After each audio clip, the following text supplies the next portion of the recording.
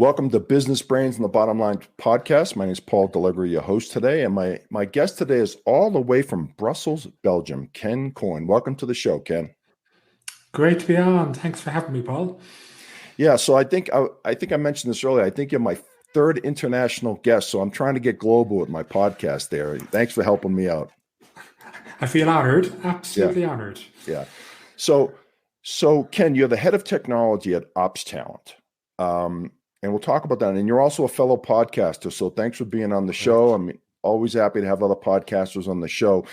But before we get into the topic of the day, and I think it'll lead into the topic, is tell me a little bit about what you do as the head of technology for OpsTalent. That will kind of lead us into the segment for today. Okay, no problem. Well, at OpsTalent, there's two sides to the business. One, we're running it's an outsourcing business. And on one side, we have the multilingual customer support. And on the other side, we have technology, and that's where we build mobile web applications, and we help companies build cross-functional technology teams. So for me, I'm the head of technology. I'm responsible for the technology section, looking after all the projects, overseeing all the people, and overseeing anything related to technology in the organization. Now, your company, is it mostly outsourcing to your company? Right. Correct. We're a pure outsourcing. We're actually a family business. It's myself, my brother, and his lovely wife, Gabriella. They actually started the business originally themselves, and I joined about 5 years ago. They focused initially on the customer success side. I came on board because of my technology background. Got it. And I helped start technology, and I've been building out technology ever since, basically. But exciting times, really exciting, I must say. Well, and that leads me into the topic of the day, right? I mean, with everything that's going on in the world today, with the pandemic and people working from home and people are short-staffed, I mean, I would think that your company has a big play right now, right? Yeah, incredible. Because of that situation. Because I know we hear it from our customers that can't get people to... Can't hire enough people, can't hire enough quality people, and outsourcing tends to be a nice option for that. Yeah. Well, it's quite interesting, actually, Paul. When the pandemic did start, initially it was very concerning. A lot of projects started, winding down, and new projects stopped coming in. That went on for about 2 to 3 months, and then all of a sudden it just went absolutely crazy, because what happened was the demand for technology just went through the roof. With everything going online, so many companies were so far behind the curve in terms of the infrastructure they had, in terms of the IT development. They were trying to keep up with the competition in terms of building out new products, building out new functionality constantly. And as a result of that as well, people had so much more choice because everybody's working from home. They could work literally for any company in the world. Which meant it became much more difficult to recruit and to retain talent. And that's actually the big challenge we face today. Traction. Yeah. It's funny you say that. I think what's happened now, like say I live in the Dallas area, and before the pandemic, you had to live in the Dallas area to work for a Dallas company. Now for the people over in Europe that don't know what Dallas is, it's in Texas, it's in North Texas. But, that was the mindset, is you had to live in the area that you work to show up to the office. That's not the case anymore. Yeah, people are realizing I can live in, the middle of nowhere and work for a company in Dallas because I can work 99% remote. Maybe once a couple of times a year, you go into the office for business. And that's where I think your business and what you're doing is really serving a lot of good in the companies out there now. Yeah, that's it. I mean, it's incredible, to be honest, especially even things like timelines. Like you mentioned there, Dallas, probably about 8 to 9 hours behind us. But what's happening now is you got companies, they're doing the follow the sun approach, where they've got teams across the world. So they have teams in America working the home office doing development, and then they'd have a team working with a company like us who would then continue that development. It means that they're getting, 16 to even 24 hours continuous development, which means, they're getting ahead of the competition. Plus they're getting access to a much larger talent pool than they ever had before. So there's a huge amount of benefits actually to it. But there's some challenges as well. I mean, in Europe, as you know, it's multiple countries, different legal requirements, different restrictions, languages, compared to languages, exactly. And the thing is that that's the challenge. Is these employees working for these companies in different countries. It's about the tax implication, and that'll be, I think, while it's not watched too much at the moment, I think it will become much more of a challenge as more and more, the tax authorities start watching this and see that they're losing out in terms of taxes. Are you an employee? Are you a consultant? And how is that managed from the tax perspective, both in the company and the actual person being employed? Right. Yeah. I know in the U.S. we call them 1099 employees. You're not an employee. I don't know what you call it in Europe, but you're given a statement saying, "Hey, we paid you this, your contractor, whatever it might be." So yeah. But the challenge is that in Europe, in a lot of countries, if you're working for the same client for the previous 2 years straight, you're considered a permanent employee. You cannot be a contractor. Yes, and that's the challenge. So I don't think it is in the States. I don't think that you can be a contract worker, I think, for as long as you want. I'm not okay. I think so. I could be wrong on that one, but I've never heard that before, that after a certain amount of time you have to become an employee. Yeah, it's interesting. Even like I have a lot of our clients even reach out to us because they don't want to be copied this. So they're even asking us to even hire people in other countries on their behalf, or just taking on people with us. And because it's a different model, isn't that, they invoice us as a service provider rather than people. They don't have the challenge with the whole, I'm in the UK, it's there, or 35, with the whole contract employee issue. Yeah. So as a general rule, I mean, you obviously do it with a lot of different companies, and as a general rule, why do most people outsource? What's the number one, two, top 2, 3 reasons why people outsource? I think we've touched on a couple of them, but in your opinion, what do you see every day out there? I think probably number one is recruitment. It's the world we live in now. You have to have a very strong brand, and I don't mean just a company brand like Nike, Sony. I'm talking about an actual HR brand. It's an employee's market. They're the ones, interviewing you, not the other way around. And they can pick and please and go wherever they want to. So you need to have a very clear, company. What is your mission? What are you all about? What are you looking to achieve? What will they get out of your organization? Yeah. You need to, and recruitment is a huge investment, huge cost. You don't just put up a job anymore and get a lot of people applying for it. That doesn't happen. Yeah. So you need to be out there, social media, attracting people, constantly working at that. People constantly, LinkedIn, all different forums, recruitment fairs, trying to attract people to your organization. That's a big challenge for a lot of companies. Yeah. They don't have the resources for that. Yeah. Onboarding someone's incredibly expensive. And if you lose that employee, got to onboard someone else, paying all the fringe benefits, right? Insurances and all the other things that go along with it. It's not easy. No. And time as well. I mean, you onboard people, it takes months to get people up to any sort of standard. And then after that, it's a risk because it mightn't work out. And quite often it doesn't work out. They might just come and just do the training and then they might want to leave after you're making that huge investment up front. Or it just doesn't work out for some reason. That could be 6 months gone. Yeah. Very, very quickly. Another thing I've seen too, and maybe you can relate to this, is I know people, they will remain nameless, that actually have kind of 2 full-time gigs almost. Like they've been outsourced to 2 different companies and they're juggling both. And neither company really knows about each other. Do you see much of that? Well, I think in the IT world, definitely. And that's guys, they're working weekends, they're working evenings, they're working during the daytime. But as you know, it's very, very difficult to juggle that, and you can see it does definitely start some problem. You'll see it in terms of delivery, And I think if I'm that person, I'm like, if they catch me, they catch me. I'll go and get something else, right? Because there's such a demand for talent right now that if you're good at what you do, you'll have people lining up to hire you. And that's exactly the challenge and the frustration for the employer, Paul. I mean, it's very, very difficult, to be honest with you. And the demands that these guys are making now because they know they can make them. I want this, I want that. Yep. Well, and that leads me right into my next question. So we've had customers come to us recently saying, "Hey, Paul, I need help around whatever the project they have. Can you look?" So we have a few companies that, like yours, in the States that we use, and we go to them. But when they start seeing the costs of it and the hourly rate of these people, they almost throw up. So what's your take on that from the cost perspective versus hiring an employee versus the costs? Your take on that. Well, see, I come from a finance background, so you need to look at the overall cost. Right. And often this is the big challenge in outsourcing. The client will see this cost and say, "Wow, that's crazy. There's no way I'm paying that. It doesn't make any sense to me." But when you actually put the numbers and show those numbers on paper, okay, the salary is X, say, maybe 100,000 or 80,000, Right. whatever. That's only maybe 50% of the cost. Yep. Then you got taxes on top, you got development, you got your HR, you got Insurance, all the insurance, all the benefits that go with that, to maintain and keep these guys happy, all the equipment, everything that goes with it. It's a huge amount of cost, bonuses.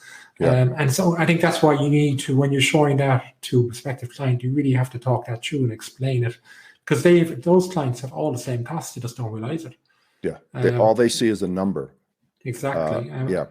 No, but I think that's changed as well. A lot of businesses now, in terms of costing, they're looking at the overall costing, and they would do a lot of rebuilds. Sure. And I've seen it in many of the big organizations now, like the IT department would rebuild back, finance rebuild back, facilities rebuild back, HR rebuild back, and all of a sudden you start to see the costs on top of the actual employee costs. And not only that, it's a time you have to manage people. You have to do weekly one-to-ones. You got to listen to them. You got to keep them happy. And you know what's nice too, another thing, as you were talking, I'm thinking about it. Say you've got a project that you think is going to be a 3 to 4 month project.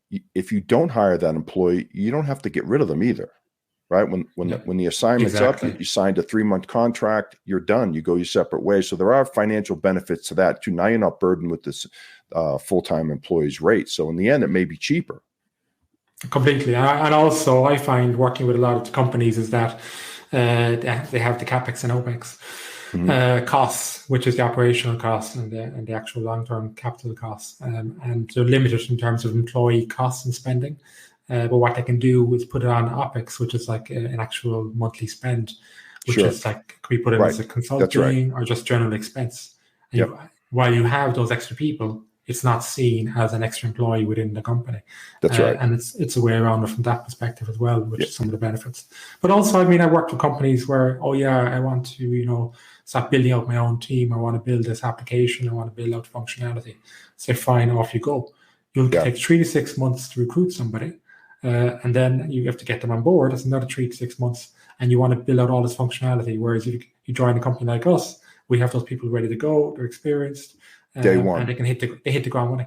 Yeah, there's no ramp up time. Yeah, exactly. It's speed, and as you know, the competition in the world today, it's about staying ahead of the competition. It's about adding features constantly, developing out your applications, and speed is the essence. Yeah. Now, do you specialize in any one particular area of technology? Like, is it app development or is it? Yeah. So it's app development. Mobile. Okay. So within the businesses, within the technology, there's two sides to it. One is we focus on mobile web application development, but also on the other side, we're building cross-functional dedicated teams. So what that means is that we will build teams on behalf of our clients, but those people will directly, and they could be across different technologies. Sure. It could be .NET, React, it could be DevOps, it could be PMs, QAs. It's a cross-functional team, and we build that team and we manage and we develop that team for the future. Yeah, and I think that would be a big benefit for them, right? That's one headache that you've taken off their plate that they don't have to worry about anymore, correct? Well, I'm a strong believer. You've got to focus on what you're good at.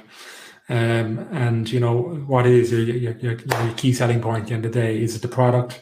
Is it sales? Focus on that. Sure. Why go away and develop a big technology team and the amount of costs and the amount of work in maintaining it, supporting it? Like, it's not even costs like that. The certifications, security, that thing is huge investment on top of just the employee costs.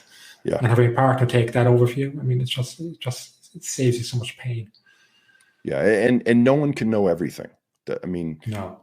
We're an IT consulting company, but I think we have a pretty deep bench and pretty well-rounded staff. But there's times when our customers come to us that we can't help them. We say, hey, we'll find someone that will, or we go to companies like yours and say, hey, can we staff aug someone for 3 months, 6 months to get this project done? Well, I always say it's like building a house, Paul. It's the way I always reference it. When you build a house, you got electricians, you got carpenters, you got plumbers, you got roofers, you've got all different types of skill sets. Yeah. It's the exact same when it comes to building any type of IT system. There's no one guy will fit all. You need specialists, you need experts, whether it's DevOps, backend, frontend. I'd agree. Data guys, and you need to bring in that expertise when required. Sure. Or otherwise, it'll just end up costing you more in the long run. Yeah. How is it? Again, I know how it is in the States. It's finding good talent's tough. How is it in Europe right now? I'll be honest, Paul, it's no different. It is very difficult. It's gotten even more challenging with COVID because there's so many companies now going across Europe and across the world just trying to source talent. And as I said, these guys are in hot demand. There's nobody sitting there waiting to get work. You might get lucky and find one or two guys that maybe came off a project or they just took some time out and become available. But in general, these guys are working, which means you have to do the work to attract them to your organization. Yeah. And that goes back to my earlier point. Yeah, we've actually used a couple of companies, obviously I don't name names here, but in South America that have done great work for a little bit of a language barrier. Their English isn't the greatest, but the job gets done and our customers are real happy with their work. It is a challenge. I completely listen. We have some guys as well in Europe from South America, really good guys. Actually, one of my head of deliveries, Adrian, is actually from Cuba. And during the pandemic, we actually ended up bringing a lot of Cuban people over to Europe. Really? Tech guys, starting them from Cuba and then bringing them over. Great guys, fantastic skill set. Sometimes, like you say, the language can be a challenge, but it's something you have to work out, Yeah, but they've all been, and I think with the technology today, what's nice is, you get on calls with the customer and they're in South America. Just like you're in Europe. I'm in Texas right now in the United States. And it's like we're sitting in the room together. I think that has really helped with the being able to technology of turn on cameras to actually see a face to build that relationship. I don't, me being a sales guy, I don't think it's the same as shaking a hand and taking someone to lunch and building that relationship. But I think it's the next best thing. Oh, I think so. And it's great for everybody because you know what? It's not only that, it's quality of life. I mean, even myself, I was traveling constantly before the pandemic. Now my quality of life is so much better. I mean, get so much more done at home. But like you say, Zoom, we got Microsoft Teams, Google. We've got so many great communication tools out there now that it makes it easy and it's become standard. It's unacceptable that people can do this and can, go. Like I'm going to Dublin, tomorrow for a few days. I will work from Dublin. No have a Guinness for me, will you? I'm looking forward to it. I haven't been back in about 2.5 years. So well, I think I told you we're heading to we're going to be heading over there next year for my wife and I's 25th wedding anniversary. Fantastic. So we're going to, I think Ireland, Scotland, Italy, I think we're going to do, but not finalized yet. Awesome. I'll let you know if I head over there. Reach out to me, definitely. Happy to help you out in any way I can. You got to buy me a Guinness, but no, to get back to your point, about, working remotely. I live in Dallas, but right now I'm in Colorado for 3 weeks. My daughters are here. And so I would have never thought to do this 3 years ago. Never to take 3 weeks to go somewhere. But we do so much remote work now and it's so accepted. It's like, I brought my laptop with me. I work during the day and we're out. It's beautiful weather here. Get out of the Texas heat. But the pandemic has changed the game for a lot of us. That's for sure. Yeah, I agree. And I'd be interested to see how this develops in the future. Yeah. I think I see a lot more people moving based on quality of life. I think we will see this, whether it's to the sunshine, whether it's out of the city, just to enjoy the quality of life more and to spend even time with family. I think it's fantastic, to be honest. To that point, I know some people that have moved out to the country that say, hey, I can work from anywhere. I don't have to live in Dallas anymore. I don't have to live in Houston anymore. I can live wherever I want and work remotely. And they go out and buy 10 acres in the country and awesome. Live large, But I'm not a country boy yet, so I don't know. I like kind of the suburbs, that kind of myself. But in saying that, it's also a big challenge, because you're trying to build a company or culture, people, try and build a unit. But when everybody remote, that's a big challenge for many companies at the moment. And how do you maintain that culture? How do you maintain people be part of the business and feel they enjoy it, Feel like they're part of a team. Some people don't need that. What do you think about that, though? Like, to me, I've always enjoyed being part of a team, right? And that water cooler talk, being around, and that's kind of gone away. I know a lot of corporate offices have gotten rid of their offices and everyone's working remote. And I worry about the younger generation on this one, though. Ken, is that you and I are old enough that we've worked in the corporate environment for many, many years. So we're kind of a little bit past that. But the young kids coming out of college, and I know several of them that are working from home. And I don't know if that's healthy. I just don't, gaining that tribal knowledge of being in meetings and conference rooms and work, going out to lunch with employees. And I don't know. I don't know what the answer is. I am concerned about that, though. I agree with you. And I would have thought that I know when I was young in my 20s, I wanted to be in that environment. I Yeah, enjoyed being in that environment. And you're right. Especially we see two different sides because when the customer service is different to the tech yeah, guys. Tech guys definitely very much enjoy, I find in general, working from home. They yeah, don't really want to be in that yeah. office environment. They They like to want be, the shades focused. down. They want the shades down, the Exactly. lights off, with their hoodie Yeah. on, sitting at the terminal, right? That's just the way they're wired. So what we're doing is organizing special days where Yeah. everybody comes in for days and we'll have fun activities, get to meet everybody Yeah. else, just Nice. just keep on doing that every regular, to keep that connection with the organization and keep them. But you still, at the end of the day, the challenge is, of course, you still have to keep an office, Yeah. even though a lot of people want to mix.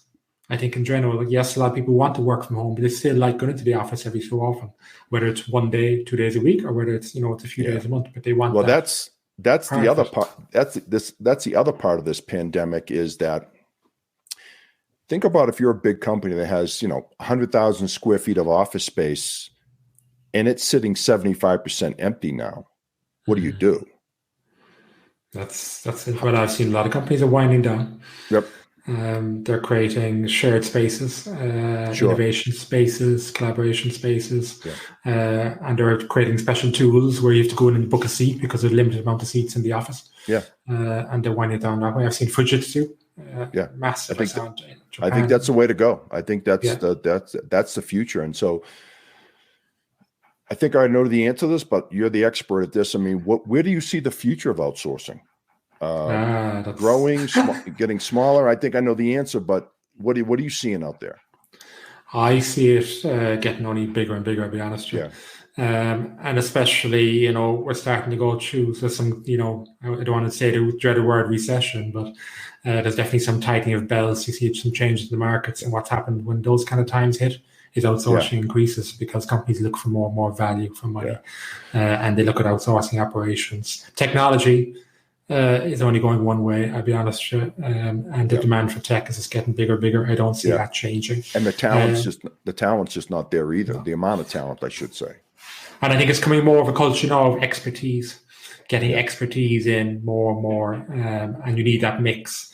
And hence why you want to go with specialized players, that know what they're talking about, have the experience, can bring on, best practices to other companies and share that best practice. And you got me thinking, I think if there is a recession, I think we're in one here in the States, and I think sounds like you guys are too in Europe.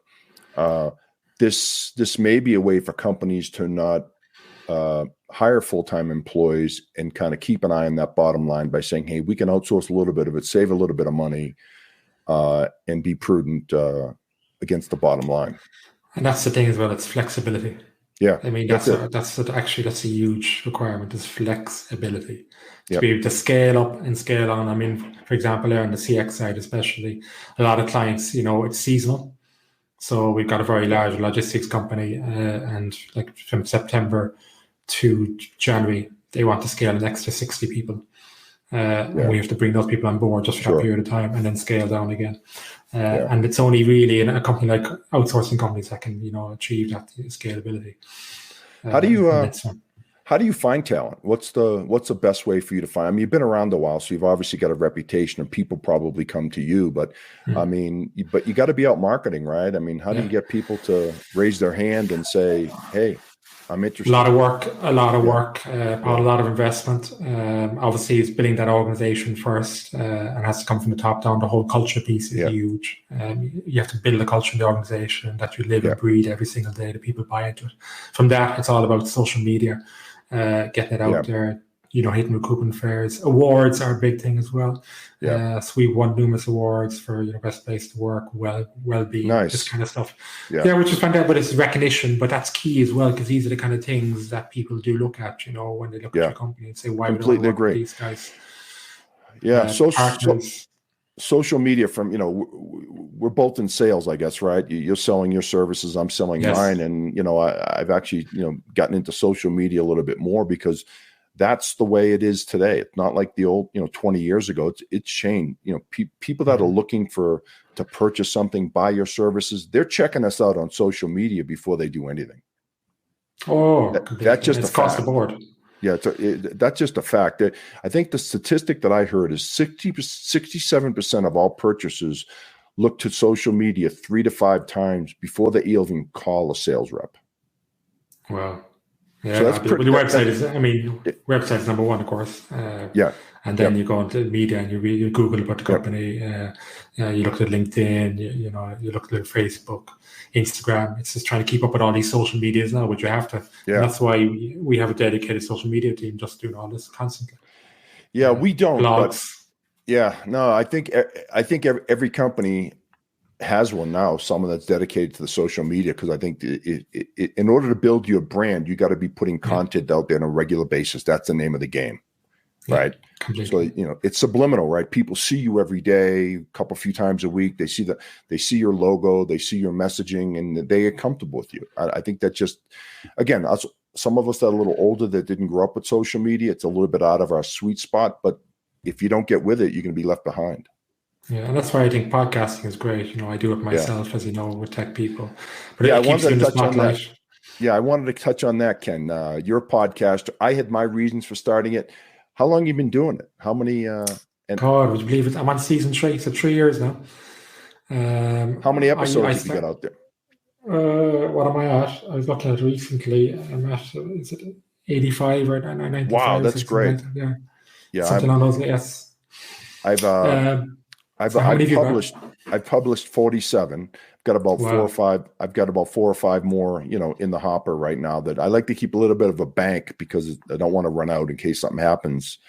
I come out every 2 weeks. Are you coming out every week? At the moment, every week. Yeah. I kind of got you good and bad, as I'm an amateur podcaster. So. Yeah, I am too, by the way. We're not Joe Rogan. We're doing this to I'm doing this to have fun and get some visibility out there, just get my name out there. And it's been good. Overall, I would say it's a good experience. Well, I think it's fantastic to meet new people and learning. It's all about, what I find now, it's self-learning, self-education. Yep. And the world we live in, it's so fast-paced. You don't have time to reading books. You don't have time to watching videos or going to training seminars. So how do you learn? Podcasting is great. You can be out. I go running in the forest, listen to an audiobook, or listen to a podcast, or drive in the car, or even around the house, just put on the AirPods. It's just a great way of learning from people's experiences and knowledge. And that's why I started it, and that's why I said keep it going. And I enjoy doing it. And what's the theme of your? I don't really have a main theme, although I do a fair amount of technology. I don't have a main theme. What about you? Initially, I had Poland technology, because the business was all about technology in Poland. But that was narrow. The focus was too narrow. So what I did was I changed it to tech people. And now it's much more general focused, just talking about technology, whether it's someone that's built a business and that's learning from the experience of that building a business, or whether at the moment I'm going through a whole CX series where we're talking about customer success and interviewing different managers across the spectrum and their experiences, their challenges, how they overcame them, and sharing that with the greater audience, basically. Yeah. And that's where we're at. So it kind of keeps, because I agree, if you come too focused, it's very difficult to keep. You run out of topics. You're going to laugh, but I've had, authors, I've had gangsters, I've had singers, I've got a wide variety. And I think in some ways it's helped me, in some ways it's hurt me. Some people love the variety. They say, hey, we never know who to expect on your show. But I think if someone's looking for one type of thing, it may not help me. But overall, I think it's been a positive. Well, you want a bit of entertainment as well, don't you? That's right. This is supposed to be entertainment, not just two guys, talking about technology, right? It's good. You got exactly. Yeah, completely. And I like the mix myself personally. If you can do that, which is fantastic. Yeah. But how long are you doing your podcast now? Coming up on 2 years. Wow. August will be 2 years, and I come out every 2 weeks, so it'll be. Episode 52 will be my 2-year anniversary. I may have to throw a little party. I know my producer Sia has been encouraging me to do that, so I may have to. She's going to beat me up if I don't anyway. So, fantastic. Yeah.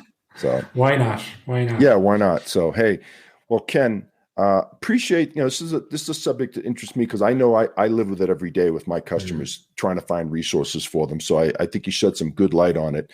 Do you do anything in the States, by the way?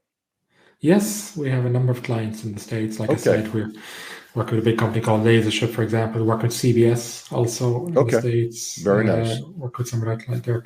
They've got a number of different companies and working with them. We're also doing some medtech stuff in the States, which is quite cool and quite interesting as well. So we're kind of, States, Europe, Northern Europe, Eastern Europe, I'd say they're the kind of main locations that we've been focusing on at the moment.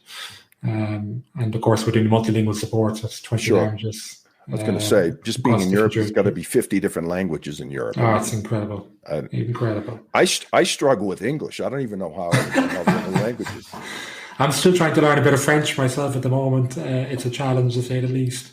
But it makes it interesting. What is the language for Belgium? Is it French or Dutch? Well, listen, that's a good question. Actually, there's 3 languages in Belgium, and that's French, Dutch, they call it Flemish, and German are the 3 main languages. But I think it's more Flemish, definitely. The capital, Brussels, is more French, pure French. And the south of Belgium is pure French, and then the north would be all Flemish. Right, because I'm assuming that the countries that are closer to France would speak French. That stands to reason, right? Yeah. But it's amazing. I mean, you talk to people here, and you go up to anyone, even in the street, and a lot of them will speak. They'll have 3 languages, standard. They'll just ask you. No big deal. Francais, Netherlands, or English. It's incredible. Even young kids, just because they're just raised in that environment. It was amazing. I loved being, when I came over and I had that experience. And my kids now are multilingual, which is fantastic. So obviously they speak English because you and your wife speak English, but what other, do they speak the Flemish and the German at all, or?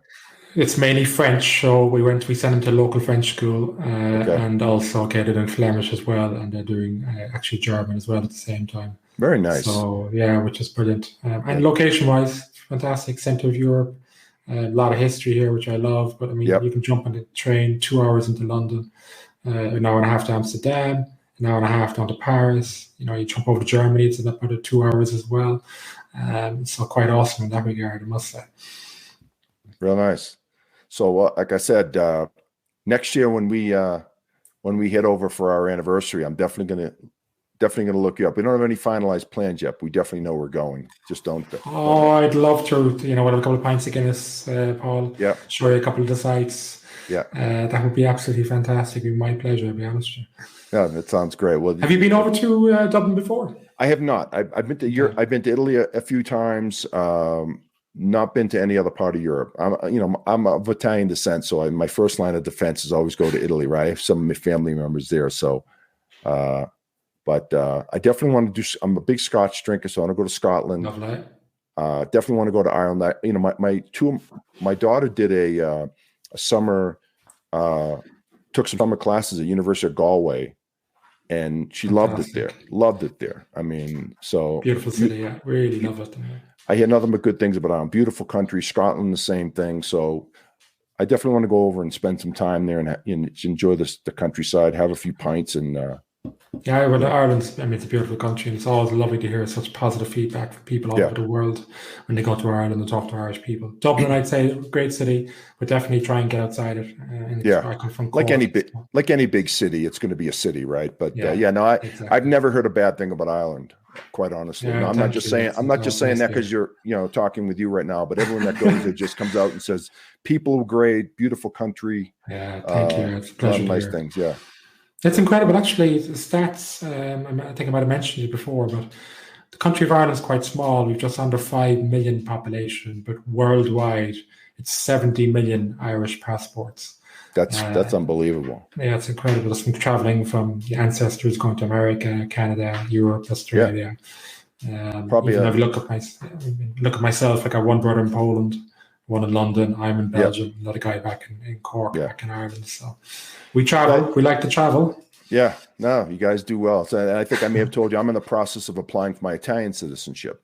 Cool. I'd like to get that wrapped up so my kids can maybe travel over there. My youngest daughter's in electrical engineering, and she may have some opportunities to work in Germany. So I think it'd be a lot easier to work as if she's a European citizen, because there's a lot of reciprocation between European countries, right? Yeah. It's Oh, awful. completely, yeah. But I'm a Yeah. strong believer, I'm going to encourage my own kids to get out there as much as possible. Yeah. You only got one lifetime. It goes quickly, guys. So go Yeah. and enjoy it. I mean, I'll move on again, I've no doubt, in a couple of years, Yeah. and Good. try out another country and see how it goes, and just enjoy Love it it. and experience. Sounds, Have no regrets. Have no regrets. it's a small world. I mean, I know it's a cliche, but really more than ever, I think it is. And so we're looking to, when I retire, and maybe not even when I retire, I want to go spend some time over in Europe and really kind of experience the whole culture of it, not just go over for a week and, hit a few restaurants. So, Awesome. But for me, it's all about creating memories as well, Paul. yeah. You know what I mean? It's just lovely to have memories and look forward and just talk about the stories of where you've Yep. traveled and, all the different things you did. Yeah, we did a family trip about maybe 10 years ago. We went to Italy, England, and France for a month. And Cool. we still talk about a lot of that stuff today. Like Exactly. you said, building memories. We had a great time. So, well, on that note, we did start out talking about technology, but we got into a little geography and countries and all that. But it's always good.